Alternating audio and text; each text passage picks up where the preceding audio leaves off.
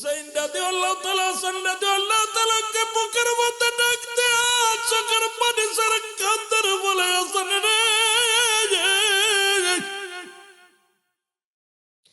জোরের ভাই কে তোরে বিষ পান করেছি বলো,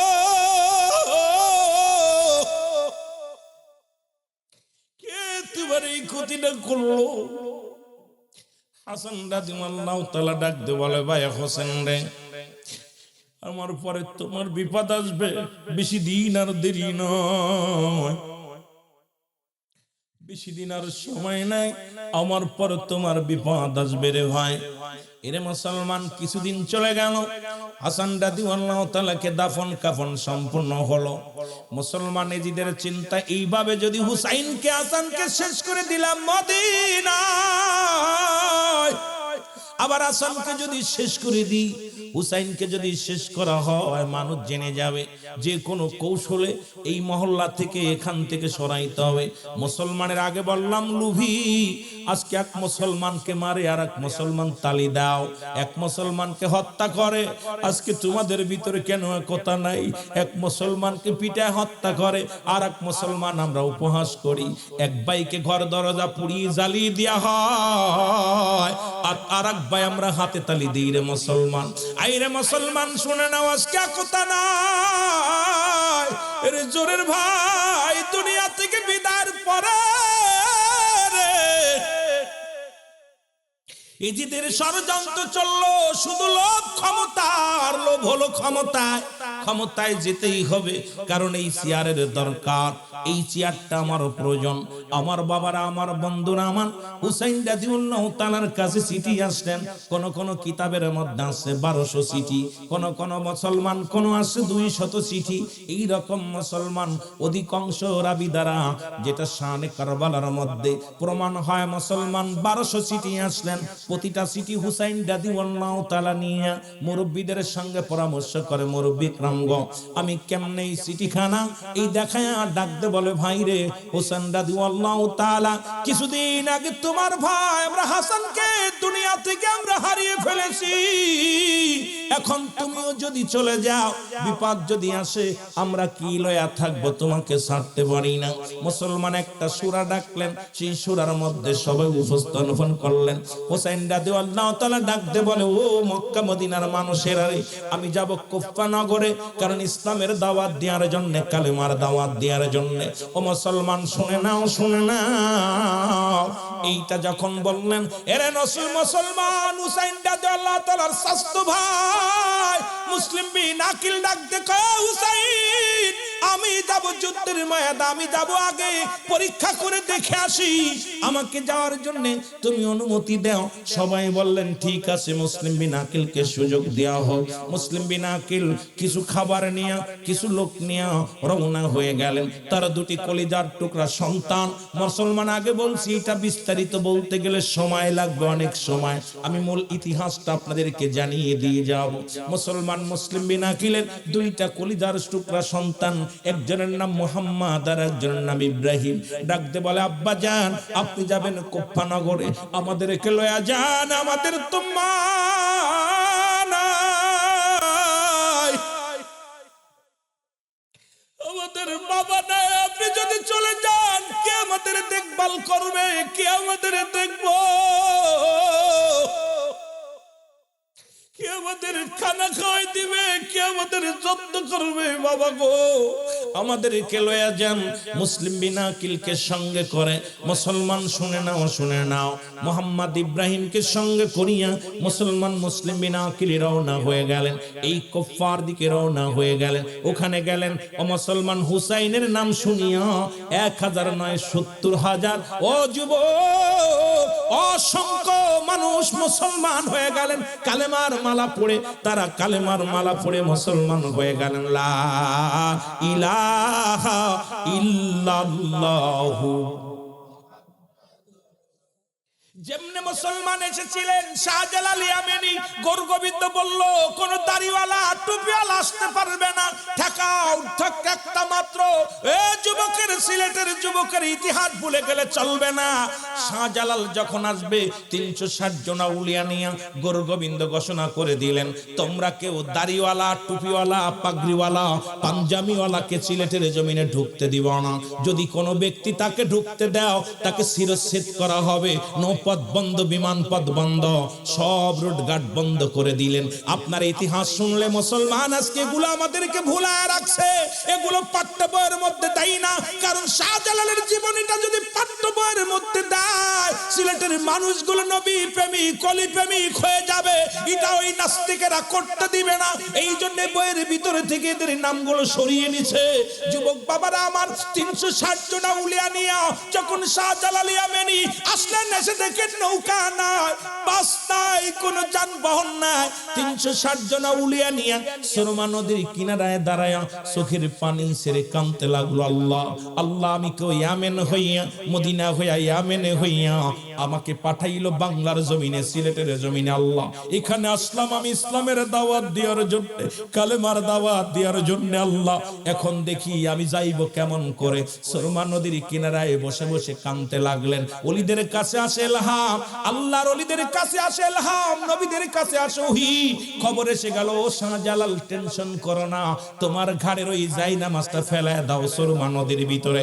সুরমা নদীর ভিতরে যখন ফেলায় দিলেন, একজন নয় দুজন নয়, 360 জন আউলিয়া পার হয়ে গেলেন সুরমা নদী।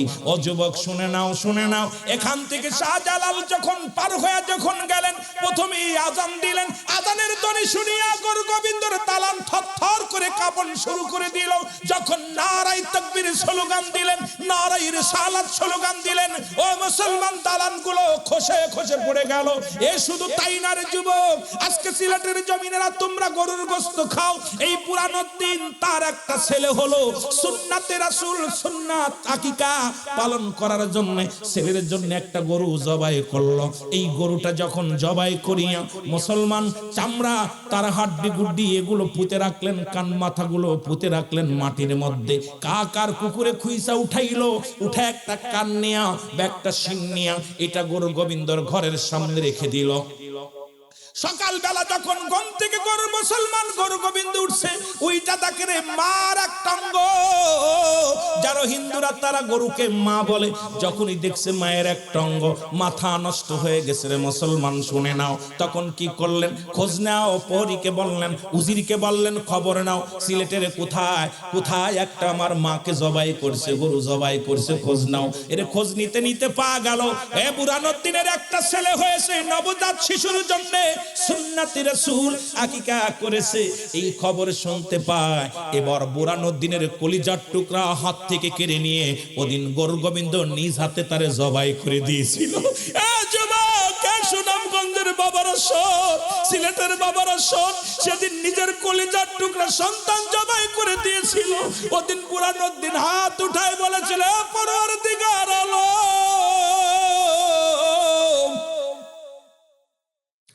আমি আমার সন্তানের বিচার চাই না।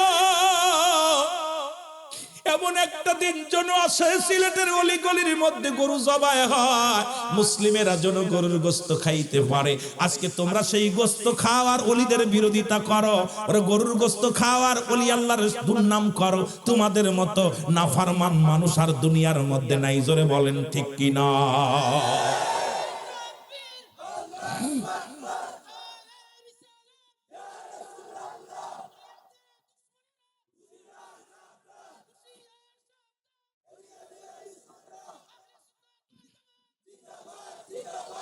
দাদু ভাই,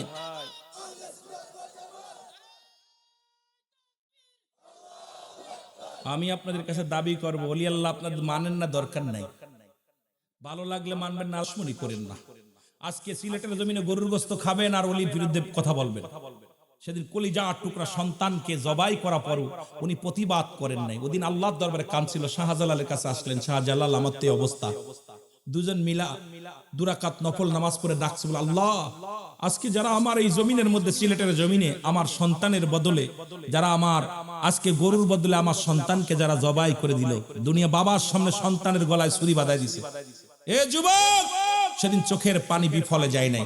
আজকে বাংলাদেশের যে পরিমাণ আপনার ওই সিলেট বিভাগে যত গরু কুরবানি হয়, এত গরু কুরবানি কোনো বিভাগে হয় না। জোরে বলেন ঠিক কিনা? সিলেট বিভাগটা লন্ডন বলা হয়, দ্বিতীয় লন্ডন। দ্বিতীয় লন্ডন, যদিও আপনারা অভাবী আছেন এলাকার মানুষ, তবে এই সিলেটের মানুষ অধিকাংশই লন্ডনে, আমেরিকা আছে। জোরে বলেন ঠিক কিনা? কানাডায় আছে, অনেক জায়গা, মালয়েশিয়া আছে, অনেক জায়গা, কারণ বিদেশি। এটা দ্বিতীয় লন্ডন এমনি বলে না আপনাদেরকে, কথা বুঝেননি? তা আজকে সেই অলিদের বিরুদ্ধে কথা যখন বলে আমার কলিজায় লাগে। আপনি অলি মানেন না, দরকার নেই, আপনি মানেন না, ঠিক আছে, কিন্তু আপনাকে এই সাহসটা কে দিল? কারণ আল্লাহ তো নিজে বলে, আলা সাবধান, নামাজের আগে আলা বলে নাই, হজের আগে আলা বলে নাই, যাকাতের আগে আলা বলে না। আল্লাহ বলছে আল্লাহর ওলিদের আলা সাবধান, ইন্না নিচ্চালা ইন্নাউল্লাহি, আল্লাহর তরফ থেকে যারা ওলি হয়, নামাজের আগে আলা নাই, যাকাতের আগে আলা নাই, হজের আগে আলা নাই, আলা ব্যবহার করছে আল্লাহ, আল্লাহর ওলিদের বিষয়। সুতরাং তার বিরুদ্ধে কথা বলেন, কলিজার মধ্যে লাগে না? যারা আসছে তাদেরকে ভালোবাসার দরকার আছে কিনা? জোরে বলেন আছে কিনা? একটু মহব্বতের সঙ্গে দুরূদ শরীফ পড়েন, আল্লাহুম্মা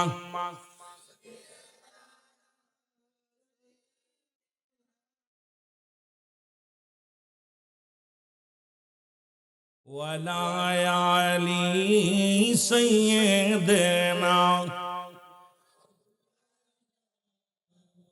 এ দুনিয়ার মুসলমান,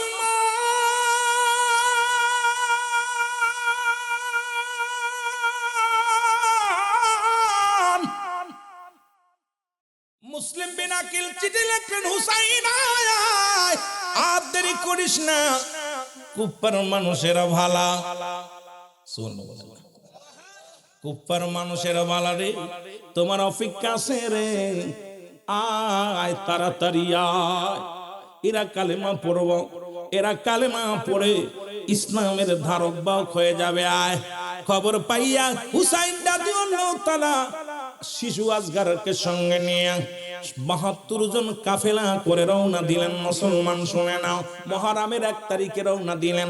রওনা দিয়ে যখন চলে গেলেন, রওনা দিতেছে জোরে ধরলেন, দিকে দিকে হাসি, সবলকে খুশি রে, হুসাইন চলেছে কারবালাতে, বলো হুসাইন। কিছু ব্যাককলেরা কইতে পারে, হুজুর যাচ্ছে কারবালা, আবার আনন্দ। এই কারবালা কি মারামারি করতে যাচ্ছে? ইসলামের দাওয়াত দিতে আনন্দ। আমি তো বাড়ি থেকে আসি ওয়াজ করার জন্য। আপনারা যারা ওয়াজ শুনতে আইছেন, আপনাদের মনে একটা আনন্দ ছিল না? এখানে কি হত্যা করবে কেউ জানেন? মারে ফেলবে জানেন?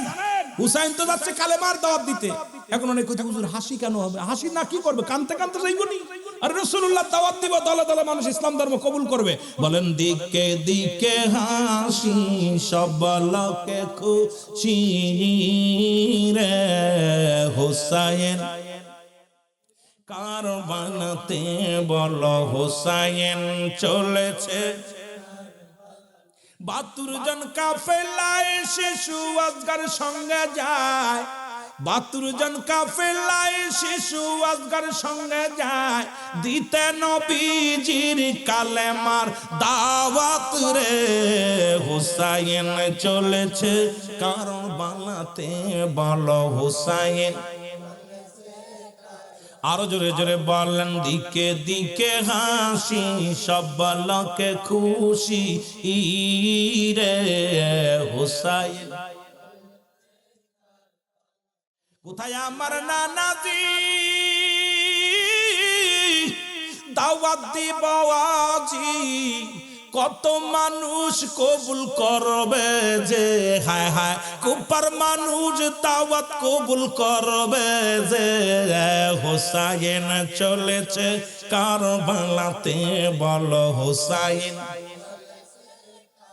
আয় হায় দিকে দিকে হাসি, সবলকে খুশি রে, হুসাইন। আরো জোরে জোরে বলেন হুসাইন। আল্লাহু আকবার ধ্বনি কাফেলা যাই চলি, আল্লাহু আকবার ধ্বনি কাফেলা যাই চলি, সবার মুখে আনন্দের হাসি রে, হায় হায় সবার মুখে আনন্দের হাসি রে। হুসাইন চলেছে তে বলো হুসাইন, এই দিকে দিকে হাসি সবলকে খুশি রে হুসাইন। আরো জোরে জোরে বললেন হুসাইন চলেছে। কোথায় আমার নানাজি,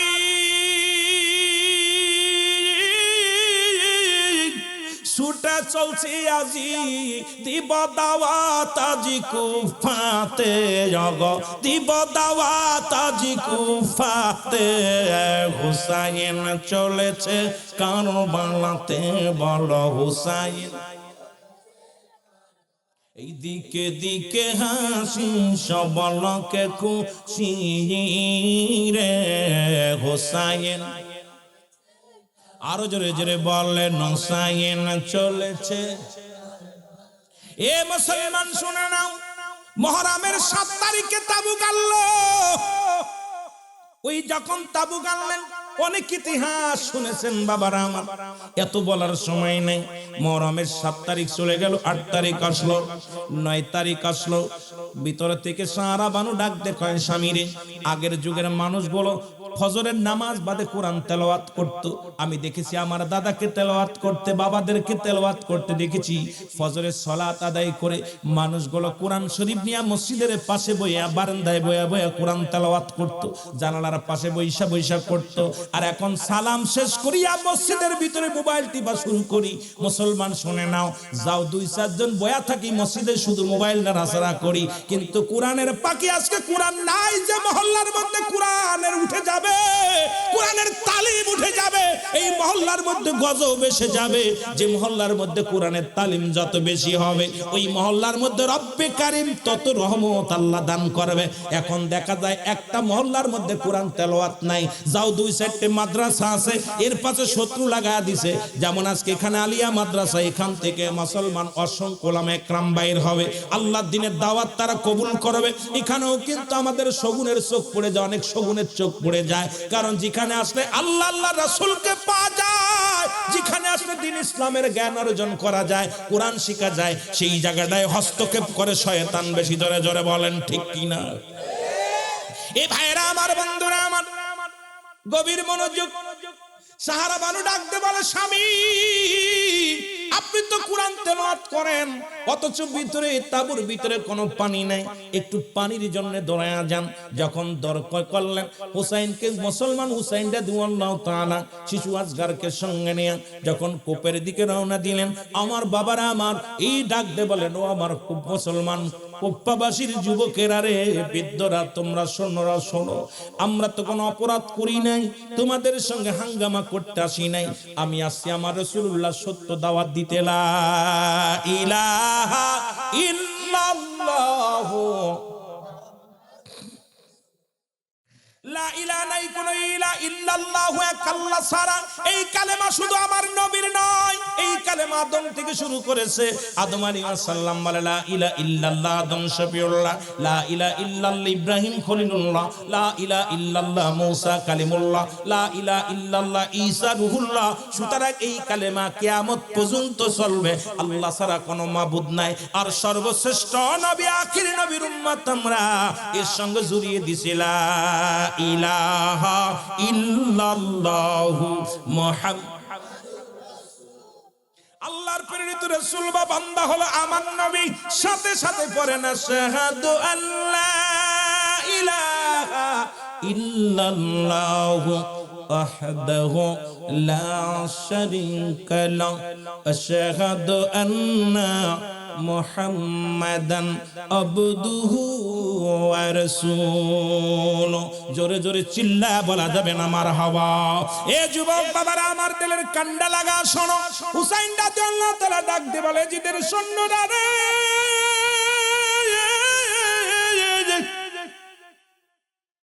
আমি আসি কালেমার দাওয়াত দিয়ে, ইসলামের দাওয়াত নিয়ে, শান্তির বাণী নিয়ে। তোমরা আমারে বাধা দিও না, একটু পানি দাও। পানির জন্য যখন কূপের ধারে গেলেন, কোন কোন কিতাবের মধ্যে আছে মুসলমান পিপাসায় কাতর হয়ে গেছে। কেউ কেউ বলে মুসলমান শুনে নাও তীর আইসা লাগছে, কেউ বলে মুসলমান হত্যা করা হয়েছে। এক একটার মধ্যে এক এক রকম বর্ণনা করেছে। যখন ফোরাত নদীর কিনারায় যাইয়া ও মুসলমান পানির মধ্যে হাত দিয়া কলিজার টুকরারে পানি পান করাইতে গেছে, একটা তীর আসিয়া হযরত আলী আসগরের বুকের মধ্যে লেগে গেছে।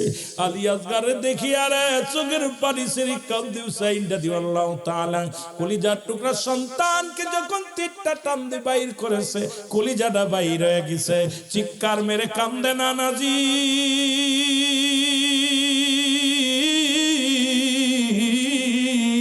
আসলাম ইসলামের দাওয়াত নিয়ে, শান্তির দুধ নিয়ে আজকে রক্ত পড়ে জমিনের মধ্যে ঘোরে নাজি। চোখের পানি সেরি কান্দে। ও আমার যুবক বাবারা, আমার দিলের কান্ডা লাগা শুনে নাও। তাবুর ভিতর থেকে চলে আসছে নাসিয়া মুসলমান। এবার যখন বিবিকে ডাকতে বলে কোথায় রে সারা বানু, দির ভিতরে থেকে বাইরে আসো, জনমের পানি পান করাইছি। আমার বাবার আয়েশা ডাকে রে কলিজার টুকরা সন্তান নাই, কলিজার টুকরা সন্তান দুনিয়া থেকে বিদায় হয়ে গেছে। আমার যুবক বন্ধুরা, আমার পাশের কামরা থেকে কান্নার আওয়াজ শুনতে পাইলেন। নাম হলো আলী আকবর, হযরত হুসাইন রাদিয়াল্লাহু তাআলার বড় সন্তান। ডাকতে বলে মা, মা গো তুমি কেন কান্নাকাটি করো গো মা? আয়াদাকে ডাকতে বলে আলী আসগর, আলী আকবর রে, আলী আসগর আর দুনিয়ার মধ্যে না, এই দুনিয়ার মায়া ছেড়ে চলে গেছে।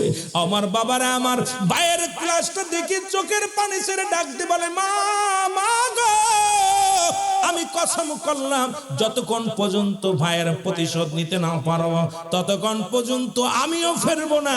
আলী আকবর যুদ্ধের 9 তারিখে যুদ্ধের ময়দানে চলে গেলেন। অনেকগুলো সৈন্যর কতল করলেন, কতল করিয়া একটু পিপাসিত হয়ে ঘরের মধ্যে ফিরে আসলেন। ডাকতে কয় মা একটু পানি দাও গো মা। মা বলে বাবারে আমি যদি পানি দিতে পারতাম তাহলে তোমার ভাই চির বিদায় হয়ে যেত না। ঘরের তাঁবুর মধ্যে কোনো পানি না।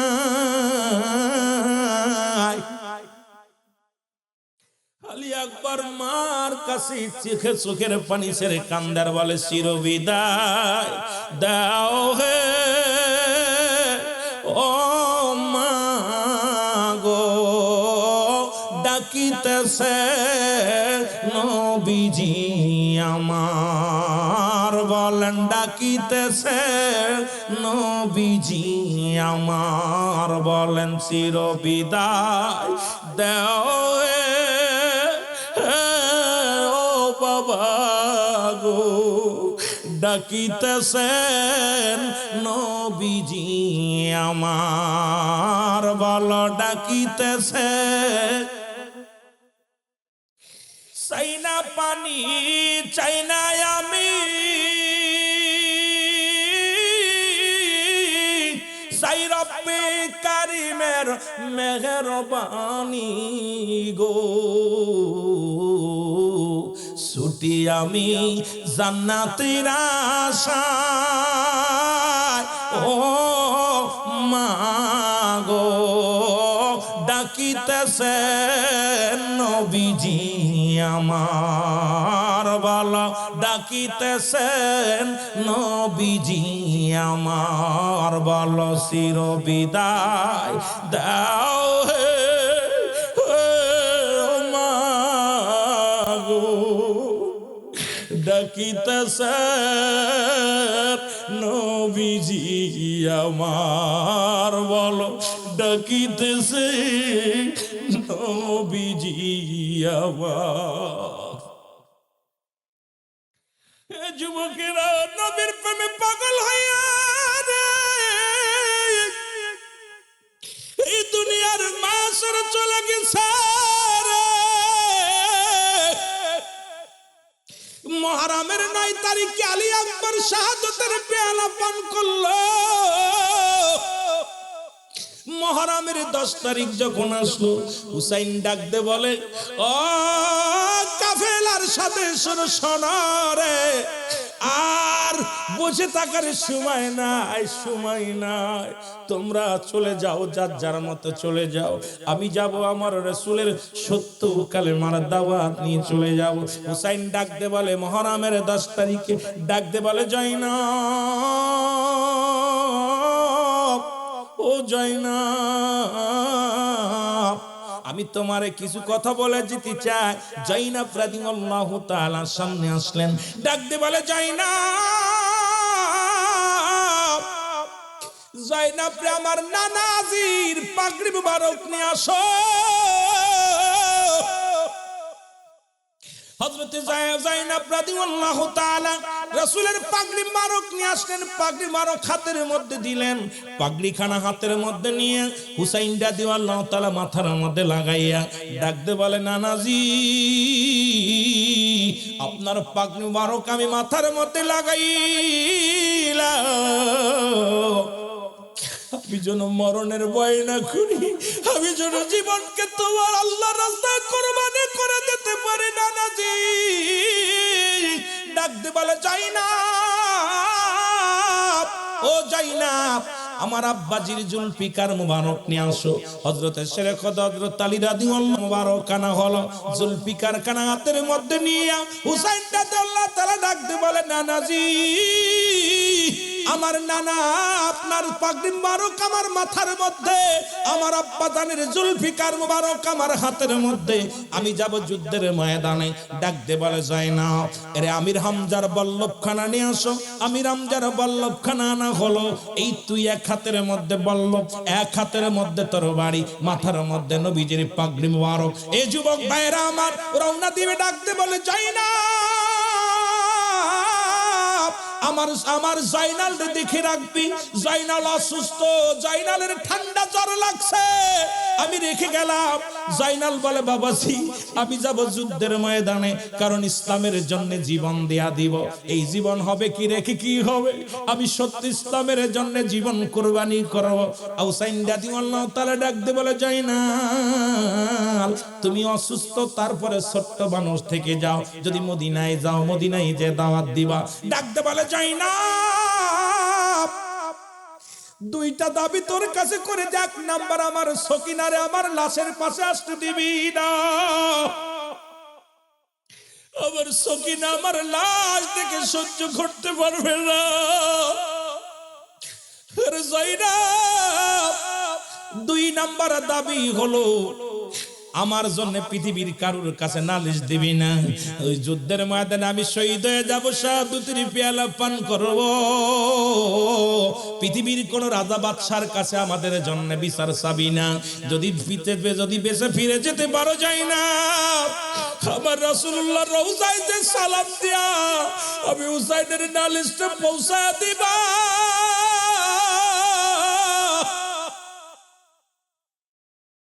হুসাইন রাদিয়াল্লাহু তাআলা যুদ্ধের ময়দানে রওনা দিলেন, এক হাতে তরবারি এক হাতে বল্লভ, নানার পাগড়ি মুবারক মাথার মধ্যে ছুটে রওনা দিলেন। কাফেরদের সঙ্গে মোকাবেলা মুসলমান শুনে নাও, এর মুসলমান বাতিলের সঙ্গে শুরু হয়ে গেল যুদ্ধ, এমন ভাবে কাটাকাটি মারামারি শুরু হয়ে গেল। হুসাইন রাদিয়াল্লাহু তাআলার গায়ের মধ্যে 72টা তীর এসে লাগলো। এই দুনিয়ার মধ্যে হুসাইন জমিনের মধ্যে পড়ে গেলেন। হুসাইন রাদিয়াল্লাহু তাআলা যখন জমিনের মধ্যে পড়ে গেলেন, ওই এজিদ ছিল দামেস্কের মসজিদের ইমাম, যিনি 1.25 লক্ষ মানুষের ইমাম ছিলেন, নামাজ পড়াইতেন। আর শেমর কোন বইয়ের মধ্যে দেখলাম শেমর ছিল মুয়াজ্জিন, যিনি আজান দিত। আজকে মুসলমানদের ক্ষতি মুসলমানেরা নিজেরাই করেছে। আজকে ইহুদিদের দোষ দিয়ে লাভ নাই, খ্রিস্টানদের দোষ দিয়ে লাভ নাই। আজকে আমাদের মুসলমানদের ভিতরে শুধু লোভ আর লোভ মুসলমান আসছে, জোরে বলেন ঠিক কিনা? আমার ভাইরা, আমার বন্ধুরা, আমার হুসাইনের বুকের পরে বসলেন। 21টি বল্লভের আঘাত, 33টি তরবারির আঘাত হুসাইনের গায়ের মধ্যে। হুসাইন রাদিয়াল্লাহু তাআলা জমিনের মধ্যে যখন পড়ে গেলেন, গলার মধ্যে ফস শুরু করে দিলেন, বল্লভ দিয়া বুকের মধ্যে খোঁচাইতে লাগলেন। হুসাইন রাদিয়াল্লাহু তাআলা ডাক দিয়ে বলে, শ্যামল রে, আমাকে মেরে তোর লাভ কি? আমি তো কোনো ক্ষতি করি নাই। আমি তো সম্পদের জন্য পাগল নয়, রাষ্ট্রের জন্য পাগল নয়। আমি এক পাগল মাত্র, আমার দয়াল নবীর দ্বীনের দাওয়াত দেওয়ার জন্য, আল্লাহর দ্বীনের দাওয়াত দেওয়ার জন্য আমি কুফা নগরে আসি। আমাকে মেরে তোদের লাভ কি? বলে, তোমাকে মারতে পারলে আমি হব বড় বড় দায়িত্ব পেয়ে যাব, বড় চেয়ার পেয়ে যাব। আমার বাবারা, আমার বন্ধুরা, আমার এই বুকের মধ্যে খুসাইতে লাগলেন, বড় যন্ত্রণা দিতে লাগলেন। হুসাইন রাদিয়াল্লাহু তাআলা ডাক দিয়ে বলে, ও শ্যামর, আমি তোমারে চিনতে পেরেছি, কারণ আমার নবীজি বলছে, মক্কা মদিনার কালো ডোরা কাটা কুকুর তোমার পায়ের মধ্যে কামড় লাগাইছে।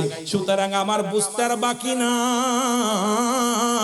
তুমি সেই কালো ডোরা কাটা কুকুর। তোমার হৃদয়ের ভিতর কোনো কান্না তোমার হৃদয়ে লাগবে না, তোমার মনে কোনো দয়া লাগবে না, তোমার মনে কোনো দয়া কিছু থাকবে না। হুসাইন রাদিয়াল্লাহু তাআলাকে জোরে আঘাত করতে লাগলেন। হুসাইন ডাক দিয়ে বলে, শ্যামল রে, আমাকে যদি মারতে আর মেরে ফেল, আমাকে জিন্দা রাখিস না।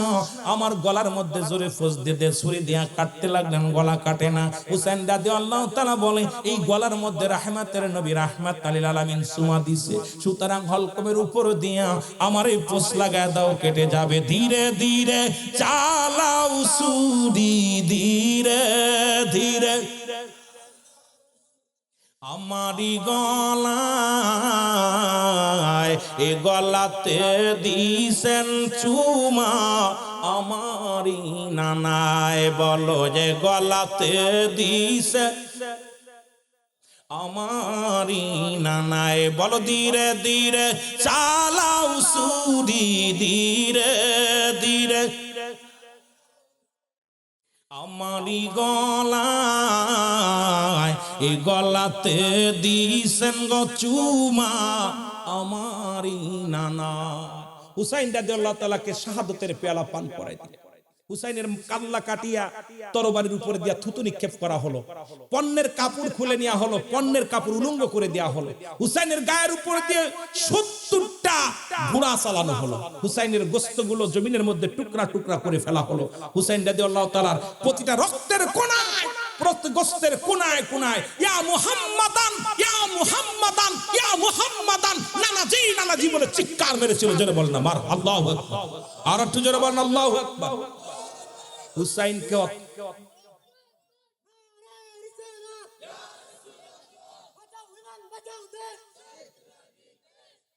সুতরাং হুসাইন রাদিয়াল্লাহু তাআলাকে শাহাদাতের পেয়ালা পান করালো। ক্ষান্ত হয় নাই আমার বাবারা। ইবনে আব্বাস বলে, খোদার কসম, ইবনে আব্বাস বলতেছে, আমি শুয়ে আছি, ঘুমের মধ্যে স্বপ্নে দেখি আমার রাসূল পাক সাল্লাল্লাহু আলাইহি সাল্লাম রওজা মুবারক থেকে উঠে কাঁদতে কাঁদতে দৌড়াইতেছে। ডাকতে বলতেছে, মক্কা মদিনার মানুষেরা, তোমরা মদিনা মক্কাবাসীকে জানিয়ে দাও, আমার হুসাইন আর নাই, হুসাইনকে শাহাদাতের পেয়ালা পান করিয়ে দিয়েছে। আল্লাহু আকবার বলো না, আর একটু জোরে বলো না আল্লাহু আকবার। সুতরাং এই পৃথিবীর মধ্যে ইসলামের জন্য আমরা জীবন দিতে পারি। দুনিয়াতে হয়তো কষ্ট, ক্ষণিকের জন্য কিছু কষ্ট। অসংখ্য নবীর সাহাবীরা নবীর জন্য জীবন দিয়ে গেছে। দেখেন ওদের যুদ্ধে 70 জন সাহাবী রাসূলের প্রেমে জীবনটা দিয়ে গেল হাসি মুখে। শুধু তাই নয়, এই উহুদ প্রান্তরে রাসূল পাক সাল্লাল্লাহু আলাইহি সাল্লামের চাচা আমির হামজা, উনিও বিদায় নিয়ে চলে গেছে। তাকেও নির্মমভাবে হত্যা করা হয়েছিল। হাত পা কেটে দেওয়া হয়েছিল, নাক কেটে দেওয়া হয়েছিল, কান কেটে দেওয়া হয়েছিল, ঠোঁট কেটে দেওয়া হয়েছিল, এমনকি বুকটা ফেরে কলিজাটা বাইর করে আবু লাহাবের স্ত্রী হিন্দা, উনি এইটা সাবিয়ে সাবিয়ে খেয়েছিল। এ যুবক, সুতরাং এইভাবে ইসলামের ইতিহাস পড়লে যুগে যুগে দেখেছি অসংখ্য অসংখ্য মানুষ আপনার দুনিয়া থেকে বিদায় হয়ে গেছে আমার বাবারা রাসূলুল্লাহর প্রেম ভালোবাসা অন্তরে ধারণ করে। সুতরাং ভাই, এখন এটা দিয়ে নামাজ 40 বাজে ভাই, আমি এখন কেমনে কি করব বলেন? আপনাদের দেওয়ার টাইম দেওয়ার কথা 10টা, এখন বাজে 11টা বাজতে চললো। আপনারা এখন যদি আমার নিয়ে যদি এরকম করেন, আমি কেমনে যাব? আমার ভাইয়েরা, সুতরাং আপনাদের কাছে আমার করজোরে দাবি থাকবে, হুসাইন রাদিয়াল্লাহু তাআলার প্রেম ভালোবাসা যার অন্তরে যতটুকু নিবেন, রাসূলুল্লাহর মহব্বত তার অন্তরে পয়দা হবে। জোরে বলুন না আমিন। একটু মহব্বতের সঙ্গে দুরূদ শরীফ পড়ুন। আল্লাহুম্মা সাল্লি আলা আল হাসান হুসাইন। রাসূল বলে গেলেন, আমার ওফাতের পরে আমার হাসান হুসাইন আগামী দিনে নেতৃত্ব দিবেন। কি নেতৃত্ব দিবেন? সেটা হলো কোরআন হাদিস ইজমা কিয়াস অনুযায়ী আমি রাসূলের সুন্নাত ভিত্তিতে, কারণ দেশটা পরিচালনা করবেন হাদিসের ভিত্তিতে, কোরআনের ভিত্তিতে আলোচনা হবে, এটা দ্বারা দেশ পরিচালনা হবে। আমার ওফাতের পরে আল হাসান আল হুসাইন এই রাজ্যটা দেশটা পরিচালনা করবে। আমার নবী ইন্তেকাল করলেন, আমার বাবারা আমার রাসূল পাক সাল্লাল্লাহু আলাইহি ওয়াসাল্লামের 4 খলিফা দুনিয়া থেকে বিদায় হয়ে গেলেন। মা ফাতেমার বিদায় হয়ে গেল, নবীজির মুসলমান হযরত আলী রাদিয়াল্লাহু তাআলার বিদায় হয়ে গেল। আসলো আমিরে মুয়াবিয়ার যুগ শুনে না, উনিও নবীর সাহাবী। উনি যখন আসলেন পৃথিবীর মধ্যে মানুষ লোভ, মানুষকে কি করে, মানুষকে লোভ এমন একটা জায়গায় পৌঁছায় দেয় যেখান থেকে মানুষ নষ্টের মুসলমান এই শেষ প্রান্তে পৌঁছে যায় মানুষ অতি লোভে। যখন আমাদের মাগুরা জেলায় একটা কথা বলে, অতি লোভে তাতন নষ্ট। লোভ বেশি করতে গেলে অবস্থা ভালো হয় না। ও যুবক বন্ধুরা আমার, শুনে নাও, আমিরে মুয়াবিয়া দেশ পরিচালনা করলেন। ওনার একটা ছেলে হলো, লম্বা ইতিহাস, এত বলতে গেলে সময় লাগবে, এতগুলো বলতে গেলে আমাকে সময় দিতে পারবো না আপনাদেরকে। যদি আবার কোনোদিন পায় তাহলে আপনাদেরকে বাল্য জীবন নিয়ে আলোচনা করব। ওই মা ফাতেমার বিবাহের কাহিনী নিয়ে আলোচনা শুরু করতে হবে, কেমনে বিয়ে হলো শেরে খোদা হযরত আলীর সঙ্গে। এইটা নিয়ে আলোচনা করতে গেলে আরো 1.5 ঘন্টা 2 ঘন্টা পিছে যাবেন আলোচনা। এরপরে হাসান হুসাইন কেমনে আইলো, তাদের ভবিষ্যৎ মুসলমান জীবনী নিয়ে আলোচনা করতে গেলে লম্বা আলোচনা। আমি যে কথাগুলো বলি খুব খেয়াল করবেন, যেটা আপনাদেরকে আমি একদম সংক্ষেপে ছোট্ট একটা বই বানিয়ে, কিতাব বানিয়ে দিয়ে যাব, যেটা আপনাদের জানার জন্য, বোঝার জন্য একদম সহজ হয়ে যাবে। জোরে জোরে চিল্লায় বলো মারহাবা, আর একটু জোরে জোরে চিল্লায় বলা যাবেন আল্লাহু আকবার। আমরা মদিনায় যাব, আমরা নবীকে দেখব, বলেন মদিনার পাগল, আমরা নবীজির পাগল, বলেন মদিনা। মদিনার দুলবালি মোর, মদিনার দুলবালি মোর চোখেরই কাজল, আমরা মদিনার পাগল। আরো জোরে বলেন, আমরা নবীজির পাগল, আমরা মদিনার পাগল, বলো মদিনার পাগল। এ দুনিয়ার মুসলমান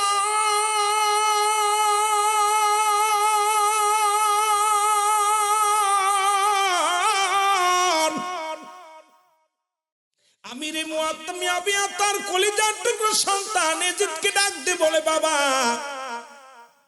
কারণ আমাদের তো বাংলাদেশে এখন কেমন রেয়াজ হয়ে গেছে, যে ক্ষমতায় থাকে তার ছেলে আসবে না, বউ আসবে না, মেয়ে আসবে। ঠিক কি যে একটা শুরু হলো, কি যে একটা অবস্থার মুসলমান শুনে নাও। এই চেয়ার কেউ ছাড়তে চায় না, এই চেয়ারটাতে কত ভয়ঙ্কর।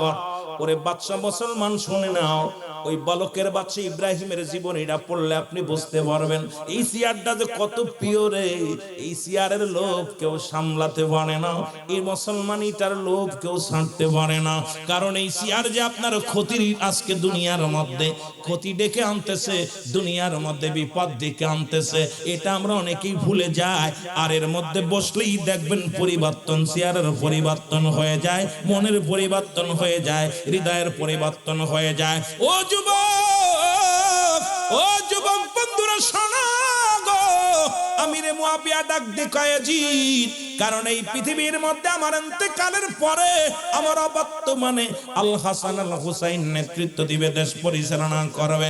আমার নবীজি বলে গেছেন, জোরে জোরে চিল্লায় বলা যাবে না মারহাবা। কি তারে কয়, আব্বা প্রধানমন্ত্রী, আমি হব আগামী দিনের প্রধানমন্ত্রী, বাপ মাজার রেখে গেছে তো আমি দায়িত্ব করব। কেমনে কি করে, এটা কি মেনে নেওয়া যায়? মানা যাবে না, এটা মেনে নেওয়া যাবে না রে মুসলমান। শুনে নাও, গোপনে গোপনে ষড়যন্ত্র শুরু করলো কিভাবে তারে শেষ করা যায়। অতীতেও ছিল, মুসলমানদের শেষ করেছে রে মুসলমানেরা। পৃথিবীর মধ্যে সবচেয়ে মুনাফিকরা ইসলামের যত ক্ষতি করেছে, এর চাইতে কাফের বেঈমানেরা এত বড় ক্ষতি করি না ইসলামটাকে। সবচেয়ে মুনাফিকরা যেভাবে ক্ষতি করেছে, জোরে বলেন ঠিক কিনা। আল্লাহ কমিনান নাস, মানুষের মধ্যে মায়া করে তারা বলবে আমান্না, তার ঈমান আনছে, বিল্লাহি আল্লাহর প্রতি, অবিদা মিনা আখিরাতের প্রতি বিশ্বাস স্থাপন করেছে। ওমা মুমিনিন, ওই কয় আল্লাহর কুরআন বলতেছে না শব্দের অর্থ হলো মানুষ। এই মানুষের মধ্যে ধোঁকাবাজ, বেঈমান, চোর, বাটপার সব আছে। এগুলো আলোচনার মধ্যে আসলে সব বাইর হয়ে যাবে। জোরে বল আল্লাহু আকবার। এর দুর্নীতির ওই আকড়ায় বসে জাহির করে জ্ঞান, বলেন দুর্নীতির ওই আকড়ায় বসে জাহির করে জ্ঞান। কলম দিয়া কামাই টাকা, কলম দিয়া আবার ধরে সাধুর ভান। ওরা শিক্ষিত শয়তান, ওরা শিক্ষিত শয়তান। ওরা আওয়াজ জোরে না হলে হবে না, জোরে জোরে বলা যাবে না। ওরা শিক্ষিত শয়তান, ওরা হলো জাতির নাকি মহামারী মহাতন। ফাইলে কলম ঠেকাইয়া চালায় ওরা নির্যাতন, ঠিক কিনা? ওরে ঘুষের টাকায় ওদের ভুড়ি, ঘুষের টাকায় ওদের ভুড়ি করে যে টান টান। ওরা শিক্ষিত, আরো জোরে জোরে বলা লাগবে, ওরা শিক্ষিত শয়তান, ওরা শিক্ষিত শয়তান। ওরা শিক্ষিত দুর্নীতির ওই আকড়ায় বসে জাহির করে জ্ঞান। বলো দুর্নীতির ওই আকড়ায় বসে এর কলম দিয়া কামাই টাকা, আবার ধরে সাধুর ভান। ওরা শিক্ষিত, আবার স্কুল কলেজের দিকটাও হয় দেখো না চোখ মেলিয়া। মেয়েরা সব পয়সা ছাড়িয়া আসে শুধু প্রেম লইয়া, ঠিক কিনা? আরো জোরে গান, ঠিক কিনা? আইরে আল্লাহ, বাবারও চেনে না, কি নাগরের হাত পাইলে আর কার বাপ মারে কারো চেনে না। জোরে গান, ঠিক কিনা? স্কুল কলেজের দিকটা ভাই দেখো না চোখ মেলিয়া। ছেলেরা সব পয়সা ছাড়িয়া আসে শুধু প্রেম লইয়া। আর এই অস্ত্র যে তার সঙ্গের সাথী, অস্ত্র যে তার সঙ্গের সাথী হইতেছে মস্তান। ওরা শিক্ষিত, আরো জোরে বলা যাবে না, ওরা শিক্ষিত শয়তান। ওরা বিশ্বাস করবেন না, যদিও দাখিল মাদ্রাসা এমপিও হয় নাই, খোদার কসম দেখবেন প্রতিটা ওয়ালের মধ্যে আর যোগ বি, বি যোগ সি খালি যোগে যোগে লেখা আছে। ওয়ালের মধ্যে ওই বাথরুমের মধ্যে সব জায়গায় খালি এক একটা অক্ষর লেখা যোগ দিয়ে লেখা আছে। কারণ অবস্থা মসজিদের ভিতরে যোগ। একবার মসজিদে জিগাইছি এক ছেলে লিখতেছে, দেখি আর লেখা যোগ লেখা বি লেখছে। আমি কই আরে এটা কি লিখলি? কয় হুজুর বুঝবেন না। আমি কই বুঝবো না মানে তুই কোন ক্লাসে পড়িস? কয় হুজুর 7 এ। তো 7 এ আর লিখলি? কাম হুজুর আমার নাম আরিফ। কি নাম? আরিফ। আর বিতে বিতি। কি নাম? আমার বান্ধবীর নাম বিতি, এই জন্য লিখে তুলাম। বান্ধবী বিন্দু আসা যাওয়া করে তো। আমি কাম সারছে আর যোগ বি, বিথি, আরিফ আর বিথি। কথা বুঝলি? আরে আরে বাবারে 5 আগস্টের পরে দেখলাম অসংখ্য বিশ্ববিদ্যালয় শুধু অস্ত্র। আজকে যারা শিক্ষক তারা খাতা কলম টানতে টানতে তাদের মাজা বেঁকা হয়ে গেছে, আর এখন ছেলেদের অস্ত্র টানতে টানতে মাজা বেঁকা হয়। জোরে বলেন ঠিক কিনা? লেখাপড়া শেষ, অবস্থা কাহিল। কথা বুঝলেন? এ আমার ভাইরা, আমার বন্ধুরা, আমার গভীর মনোযোগ যে কথাগুলো বলি দিলের কান্ডা লাগা শোনো। এদিকে হাসানকে দনে হাসান হলো বড়, তাকে শেষ করতে হবে। যদিও হাসান বাবার ক্ষমতার এটাতে আসার সময় হয়ে গেল। হাসানকে কেমনে মারা যায়? হাসানকে মারার জন্য ষড়যন্ত্র করা শুরু করলো। কেউ রাজি হয় না, কেউ রাজি হলেন না তাকে হত্যা করার জন্য। অবশেষে একজন মহিলা, কারণ আল্লাহ তো নিজে একটা কুরআনুল কারীমের মধ্যে একটা সূরা নাজিল করছে, সূরার নাম নেসা। নেসা শব্দের অর্থ হলো ভুল, নেসা শব্দের অর্থ হলো মহিলা। এটার ব্যাখ্যা করবেন, মজা লাগবে। যেহেতু আলিয়া মাদ্রাসা এখানে বাবারা ভালো করে ব্যাখ্যা বুঝবেন, ভালো করে তাফসিরে বুঝবেন। যদিও আমি যেতে পারবো না আলোচনায়, খুব খেয়াল করবেন। এই মহিলাদের আল্লাহ 3টা গুণ দিয়েছে। নাম্বার 1, 1 নাম্বার তাদের ভিতরে লোভ। দুই নাম্বার হলো তাদের ভিতরে ত্যাগ, তিন নাম্বার হলো কঠোর। এই তিনটা গুণ তাদের ভিতরে। এক নাম্বারে দেখবেন লোভ বিরাজ করে। স্বামী 1000 টাকা সম্পদ থুইয়া স্ত্রীরা যে কোনো মুহূর্তে চলে যায় আরেকজনের হাত ধরে, কারণ এদের ভিতরে এত লোভ কাজ করে। মুসলমান শুনে নেন। আবার আপনাদের মা চাচিরা যদি মাইকের আওয়াজ শুনে তারা কষ্ট পাবে। আজকে মুসলমান বাংলাদেশের এই শেষের পিছনে একটাই কারণ, আমার দেশ পরিচালনা করেছিল যারা, এরাই তো সবচেয়ে ভুল করবে। নেশা শব্দের অর্থ হলো ভুল, সুতরাং নেশা শব্দের অর্থ হলো মহিলা। সুতরাং আজকে জাতির আমার আপনার নেতৃত্ব দেয় যারা হলো মহিলারা হলো টিউ, পুরুষ হলো টায়ার, আর টায়ার দিছি ভিতরে, টিউ গেছে উপরে। এই জন্য দেশটা গেছে উল্টে পাল্টে। জোরে বলেন ঠিক কি না? যদিও আমার ওই লাইনের ওয়াজ না, তবে কষ্ট লাগে বলে বলি। টায়ার আর টিউ চেনেন তো? বলেন দি, টায়ারে যেটা সহ্য করতে পারে টিউতে সেটা সহ্য করতে পারবে? টিউ তো নরম, এটা থাকে ভিতরে, আর টায়ার থাকে বাইরে। এখন আমার বাংলাদেশ চলতেছিল টিউর উপরে। কিসের উপরে? টিউব। টিউব, এই টিউব তো গুতা লাগলে ফুটো হয়ে যাবে, টিউব তো গুতা লাগলে লিক হয়ে যাবে। টায়ারে যেটা সহ্য করতে পারে, আমিও চাই আল্লাহ যেন আমার বাংলাদেশে আরেকটা পুরুষ শাসিত দেশটা হোক। আমিন বলেন, আমিন বলেন। আরো জোরে বলেন। আপনারা চান না? আর একটা চান না? ছোট ভাই গজল গাইছে, সুন্দর একটা গান গাইছে, কথা বোঝেনি। কি হবে বেঁচে থেকে অযথা বিদ্যা শিখে, যদি না গড়তে পারো শাসনবিহীন সমাজটাকে? কি হবে নেতা হয়ে জনবলে ঘাড় ফুলিয়ে, রাজপথ গরম দেখে যদি থাকো ঘরে শুয়ে, আজরাইল আসবে যাবে মাটিতেই পড়ে রবে। জোরে বলেন ঠিক কি না? কি করেন? কি হবে বিবেকটাকে ধোঁকা দিয়ে?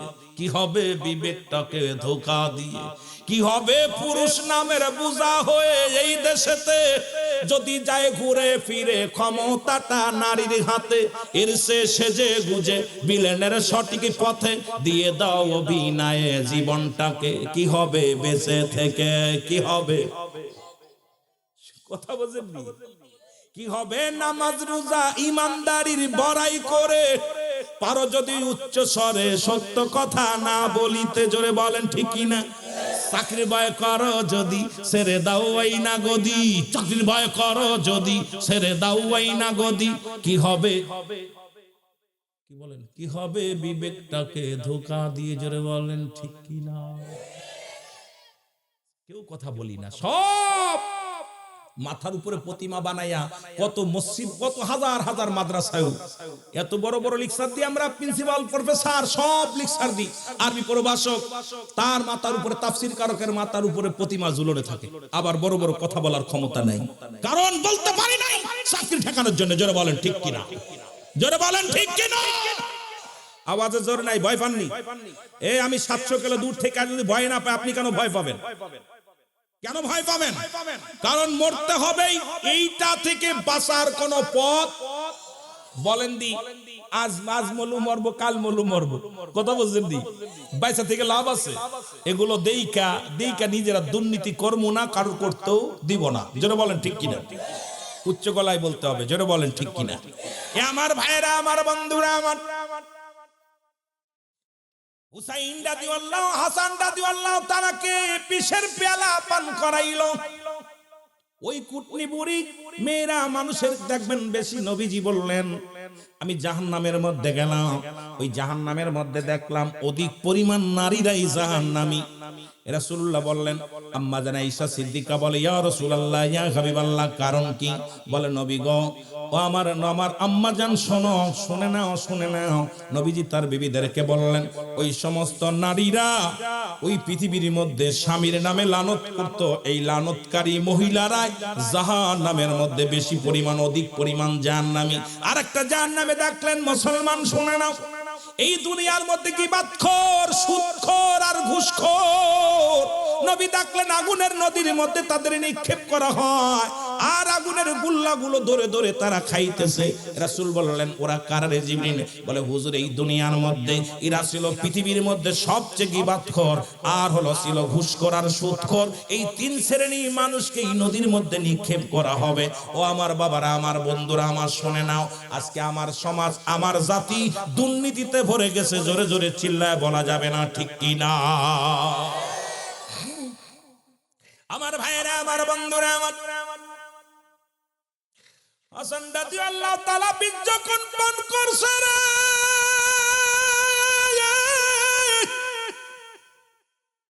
হাত পা যখন গোছায়ছে রে, গায়ের পণ্য যখন লীল হয়ে গেছে রে, ডাক দিয়ে বলে কোথায় রে আমার ভাই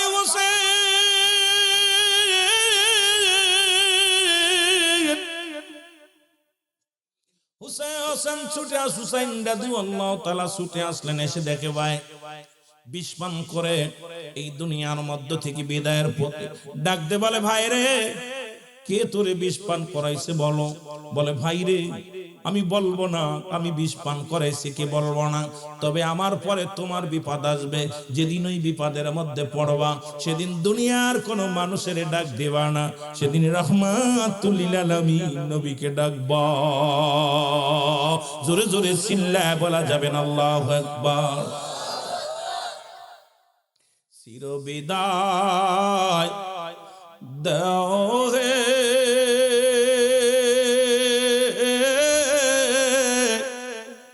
ও ভাই হোসেন রে, ডাকিতেছেন নানাজি আমার। বলেন ডাকিতেছে নানাজি আমার। বলেন চির বিদায় দাও হে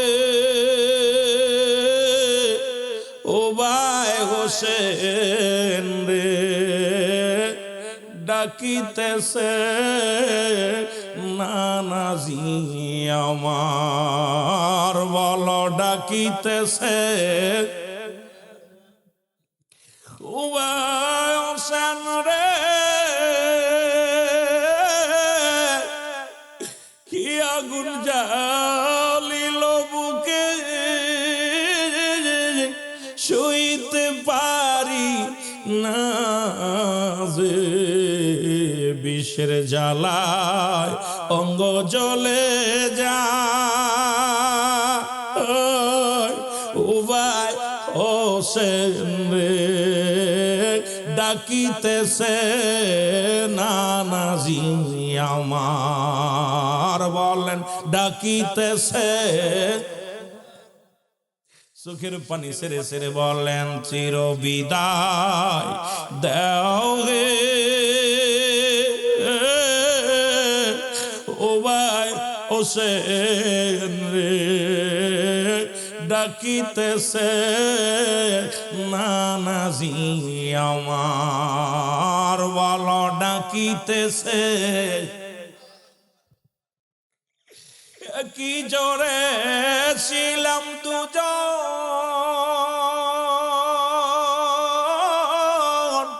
সুখে দুঃখে করতাম আলাপ গো, ডাকে মরে কবুল করছে দোয়া আল্লাহ জিয়ামার। ও ভাই হোসেন রে, ডাকিতেছে নবীজি আমার। বলো ডাকিতেছে।